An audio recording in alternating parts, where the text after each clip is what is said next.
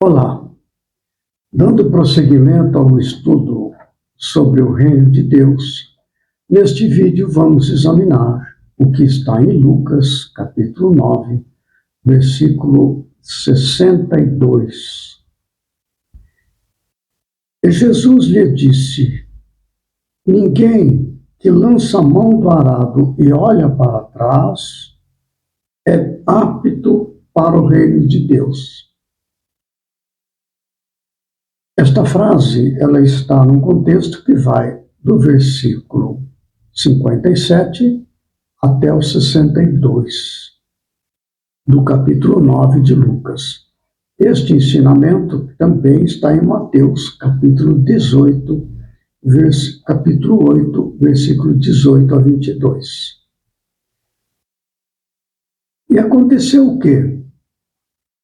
Indo eles pelo caminho, lhe disse um: Senhor, seguir-te-ei para onde quer que fores. E disse-lhe Jesus: As raposas têm covis e as aves do céu ninhos, mas o Filho do Homem não tem onde reclinar a cabeça. E disse ao outro: Segue-me. Mas ele respondeu: Senhor, deixa que primeiro eu vá enterrar meu pai. Mas Jesus lhe observou: Deixa os mortos o enterrar os seus mortos. Porém, tu vai e anuncia o reino de Deus. Disse também outro: Senhor, eu te seguirei, mas deixa-me despedir primeiro dos que estão em minha casa. E Jesus lhe disse: Ninguém que lança a mão do arado e olha para trás é apto para o reino de Deus. São 3 ensinamentos, cada um deles abrangendo 2 versículos. O 57 e o 58 é um ensinamento. O 59 e 60 e depois o 61 e o 62. São 3 aspectos da nossa evolução espiritual. É muito interessante. Eu vou ver o primeiro par de versículos. E aconteceu que, indo eles pelo caminho, lhe disse um: Senhor, seguir-te-ei para onde quer que fores. E disse-lhe Jesus: As raposas têm covis e as aves do céu ninhos, mas o Filho do Homem não tem onde reclinar a cabeça.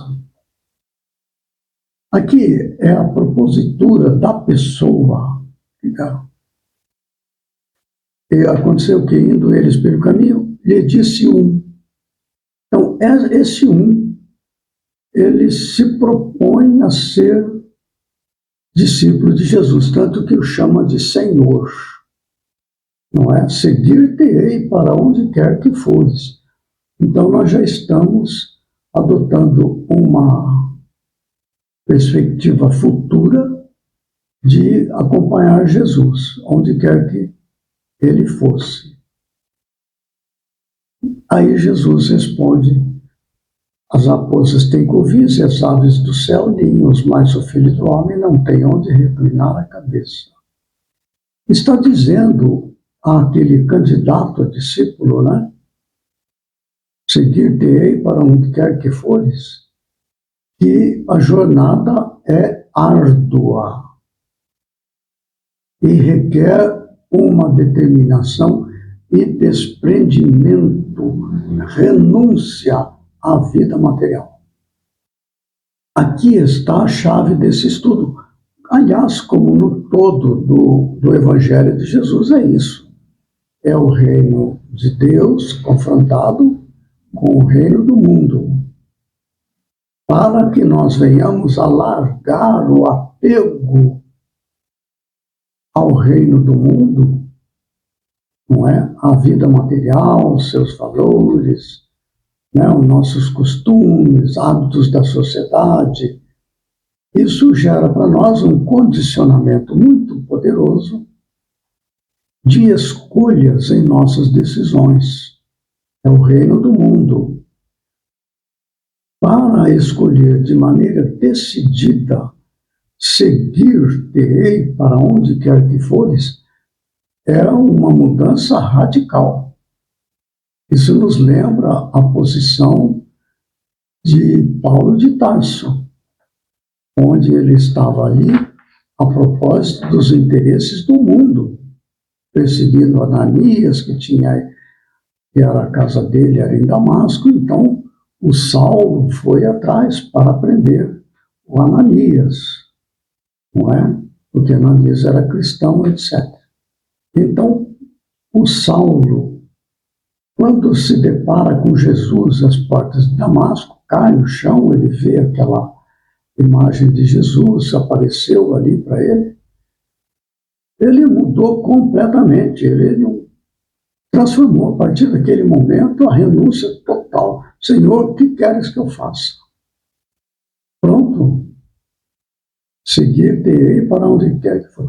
Aí Jesus disse: raposas têm covis, aves do céu têm ninhos, mas o filho do homem não tem onde reclinar a cabeça. Quando ele fala de raposas e aves, está falando que estes seres, eles se movem pelo instinto, que está muito presente no ser humano aqui no reino do mundo. Mas o filho do homem, a quem aquela pessoa disse que ia seguir, o filho do homem, Jesus, desprendimento completo. Aí está a chave deste ensinamento. É abandonar totalmente nossa prioridade às coisas do mundo. É viver no mundo, não se trata de abandonar o mundo. O Saulo, que depois se transformou em Paulo, não abandonou o mundo, certamente não. Mas, prioritariamente, ele estava a serviço da causa do Filho do Homem, é a divulgação do Evangelho. Então, ele está dando, Jesus aqui, uma lição clara para todos nós. A prioridade e o que acontece para que nós venhamos a ser seguidores de Jesus. A segunda passagem, versículos 59 e 60, é um outro aspecto desta questão do discipulado, né, proposta para ser discípulo. Olha só. E disse a outro: segue-me. Então Jesus disse para uma pessoa. Mas ele respondeu: Senhor, deixa que primeiro eu vá enterrar meu pai. Quando ele diz Senhor, ele aceita o convite. Segue-me, ele aceita, Senhor. Só que ele tinha uma prioridade. Não foi como Paulo, abandonou tudo completamente. A partir dali ele era outra coisa. Aqui não. Deixa que primeiro eu vá enterrar meu pai. Aqui não é o caso de que o pai dele já tivesse falecido, não é? E que estão aguardando lá o cadáver, né, para ser sepultado. Não. O que se coloca é que ele tem o compromisso de atender o seu pai para cumprir o mandamento da lei. É o quarto mandamento. Honrai a vosso pai e a vossa mãe, a fim de viverdes longo o tempo na terra que o Senhor, vosso Deus, vos dará. É o quarto mandamento. Ele não estava dizendo nada de absurdo. Mas atender ao quarto mandamento, honrar pai e mãe, não significa que vai se abandonar o pai e mãe, não. Mas dentro da pessoa, na luta íntima entre o ego e o self, nós já viramos a chave. Em tudo que fizermos, seja na família, que seja na sociedade, em toda parte, nós estamos vivenciando o Evangelho. Nós não damos prioridade para as coisas do mundo. A prioridade é amar o próximo como a si mesmo. É amar o pai, os cuidados fraternais, filiais, não é? Isso já está, então, inserido. Deixa os mortos ou enterrar os seus mortos. Esta questão de deixar os mortos enterrar os seus mortos, Jesus, ele se refere, é um ensinamento poderoso, porque os mortos, no caso de Jesus está falando, são umas pessoas que estão completamente direcionadas pelos cuidados do mundo. Do ponto de vista da vida espiritual, das prioridades das leis de Deus em nossa vida, a pessoa que prioriza os cuidados e interesses do mundo é como um morto, não é? Ele, para o mundo nascer no mundo espiritual, ele tem que abandonar totalmente as coisas do mundo. Enquanto ele estiver na coisa do mundo, do ponto de vista espiritual, ele está morto, não é? Ele se refere aqui a uma passagem que está em Gênesis, capítulo 50, versículo 5, quando José fala ao faraó, não é? Que ele tinha atendido a uma convocação, ele fez um juramento ao pai que o sepultaria. Ele recebeu esta notícia que o pai tinha falecido e ele fala com o faraó que permita a ele que vá enterrar o pai dele, que depois ele voltaria. Então, veja como Jesus utiliza frases, ideias bem conhecidas do povo, que era ensinada nas sinagogas, no templo, pelos sacerdotes o tempo todo. Eles conheciam esta linguagem. Então Jesus se refere lá àquele episódio de José, mas falando agora da vida espiritual e não da vida material. Deixa aos mortos o cuidado de enterrar os seus mortos. Porém, tu vai e anuncia o reino de Deus. O que é o reino de Deus? É a consciência. Eu sei os mandamentos. Se eu cumpro os mandamentos, eu estou na vida eterna. Como disse Jesus ao jovem, não é? Queres entrar na vida eterna? Cumpre os mandamentos. Que mandamentos? Não matarás, etc. Né? Então, anuncia o reino de Deus. Como que se anuncia? Através da palavra, do comportamento. Tudo isso anuncia o reino de Deus. Mas vai atender ao cuidado da família, cumprindo ali o 4º mandamento de Moisés. Honrar pai e mãe, etc. Porque há um jogo interno em todos nós. Qual é a prioridade nossa? Não é?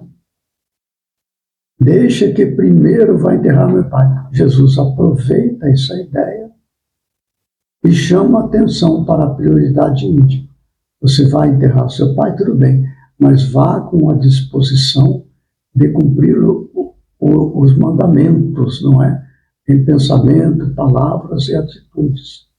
E a terceira parte, disse também outro: Senhor, eu te seguirei, mas deixa-me despedir primeiro dos que estão em minha casa. E Jesus lhe disse: ninguém que lança a mão para o arado olha para trás é apto ao reino de Deus. É sempre a mesma ideia, é o jogo entre o reino deste mundo e o reino de Deus. Este é um processo que se dá internamente, na nossa disposição íntima. Tudo que eu fizer, eu devo estar atento a cumprir as leis de Deus. Ser verdadeiro, não é? Ser virtuoso, como diz a doutrina espírita, ser caridoso, benevolente, indulgente, não é? Assim por diante. Então, esta passagem, mas eu te seguirei, mas deixa-me despedir primeiro dos que estão em minha casa. É interessante como os textos sempre estão plenos de recorrência ao Antigo Testamento.